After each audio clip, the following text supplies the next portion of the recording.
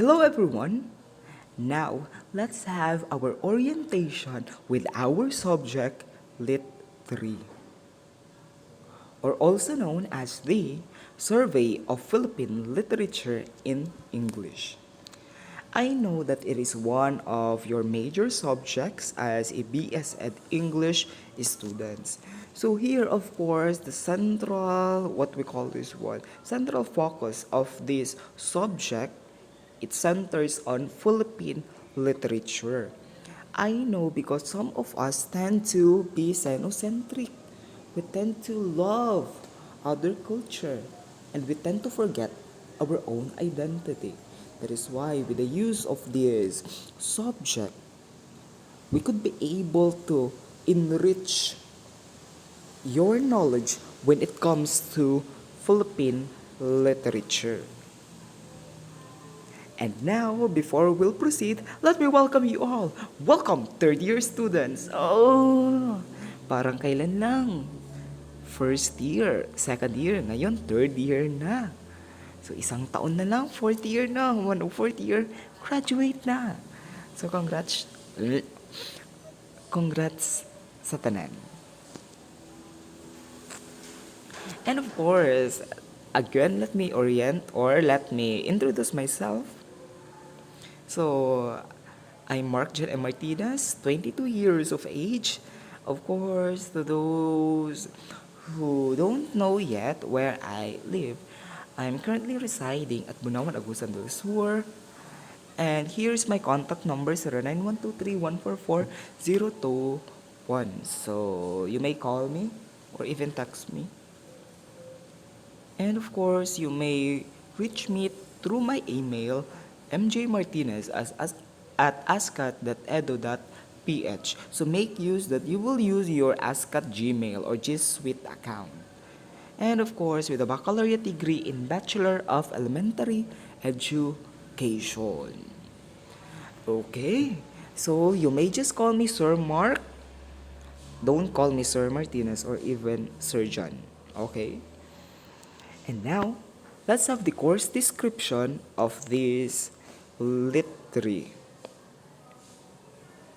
This course enables the pre-service teachers, kayo yon, to demonstrate research-based content knowledge in analyzing the growth and development of Philippine literature in English from 1900s to the present, along with socio-historical events as shown in representative works. So, of course, expected that we will have some sort of timeline of how does the literature here in the Philippines influence our history.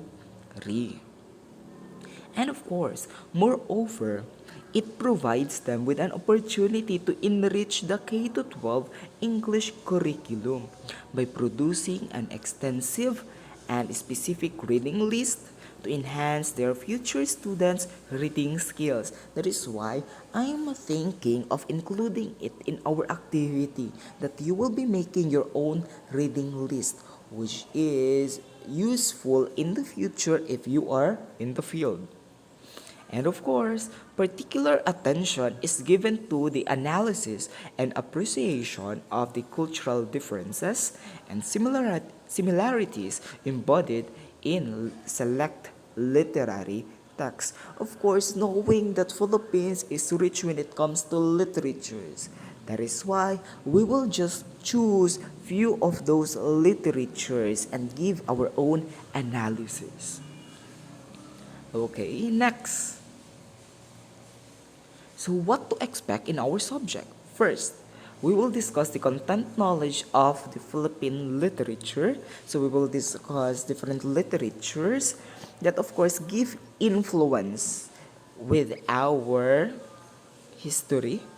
And as what I've said, research-based knowledge.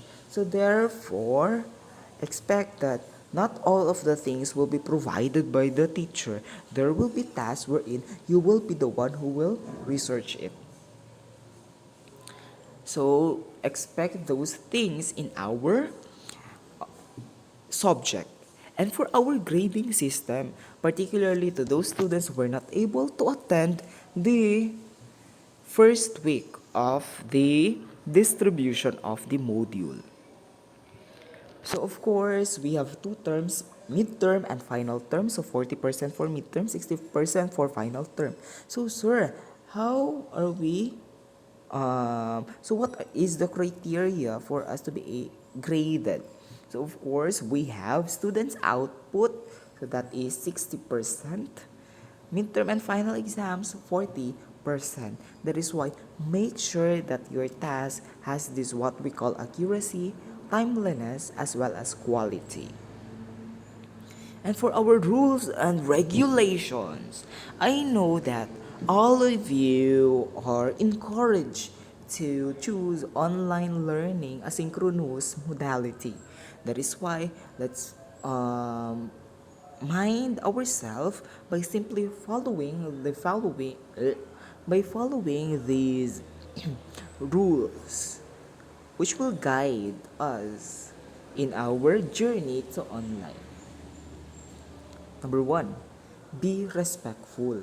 I know that you are all third year students. Maybe there are some irregular students, but I know with your current year level, most of you what are mature enough. That is why you need to have this what we call respect, because respect begets respect. So how to respect? Make sure that you will use what? Proper courtesy like Sir Mark, ganun. And of course, please respect also your classmates. If they will ask something in our GC, I hope that maybe one of your classmates could be able to answer his or her question. Next, be aware of strong language, all caps, and exclamation points. So let's make sure all that the things that, or the text that we tend or the message that we tend to address to someone else won't hurt him or her, particularly that we are just making use of typing or typing the text. Therefore, we could not be able to know what is her or her tone. So, iwasan yung all caps and most especially the exclamation points. And be careful with humor and sarcasm. I know that when we talk about English students, napaka-humorous nyo talaga. You have this what we call sense of humor. But of course, there is always limitations to things like that. That is why medyo di kayo na to pasubraan. Okay? Yes, grammar and spelling matter, most especially that you are BS Ed English students. Cite your sources. Of course, our subject is more on research based. That is why make use of in-text citations as well as reference list. In citing sources wherein you quoted that certain idea or where that source came from. And don't post or share inappropriate material in our group chat, particularly the things that are what? Yung mga magpapa-heart, pa-wow, pa-like, ganun. And of course, be forgiving. We all know that sometimes we tend to get irritated with our classmates, most especially if they will ask how to sign sign up this one, how to use this one. Always be what? Forgiving. Why? Because not all of us are quite exposed with online learning modality or with gadget. That is why be considerate. And of course, don't abuse the chat box. Dili manguyab sa chat box. And of course, if it is not that important question to address in the group chat, wag na lang. Itanong mo na lang personally sa classmate mo. And of course, number 9, attempt to find your answer. Always remember or always have this culture of back reading. Mag-back read ka no. Because some of our questions are already answered na sa previous nga messages in our chat box. And Set a respectful tone, make use of po and opo. Submit the files the right way. So in submitting your files, for example, I will let you submit it in our or in my Gmail.